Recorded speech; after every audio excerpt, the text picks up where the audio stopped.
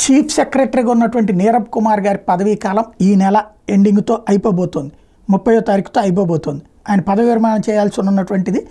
అయితే వాస్తవానికి ఇప్పుడే కొత్తగా చీఫ్ సెక్రటరీగా తీసుకోవడం ఈ 10 రోజుల పనే నడిచింది.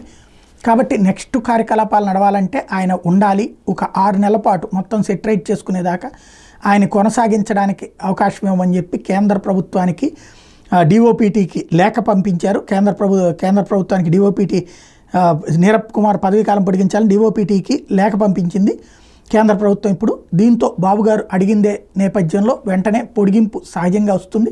రాబోయేటువంటి రోజులు నీరబ్ కుమార్ గారి పదవీ కాలం ఖచ్చితంగా 6 నెలలు పొడిగిస్తారా, 3 నెలలు పొడిగిస్తారా? ఎందుకంటే వాళ్ళు 3 నెలలకు ఒకసారి పొడిగిస్తుంటారు, అట్లా 2 సార్లు పొడిగిస్తారా, ఒకేసారి 6 నెలల పొడిగింపిస్తారా అన్నటువంటి చూడాల్సి ఉంది. పొడిగింపు అయితే ఖచ్చితం. బాబు గారు కోరితే కాదనేటటువంటి పరిస్థితుల్లో కేంద్రంలో ఉన్నటువంటి భారతీయ జనతా పార్టీ నేతృత్వంలో ఎన్డీఏ లేదు.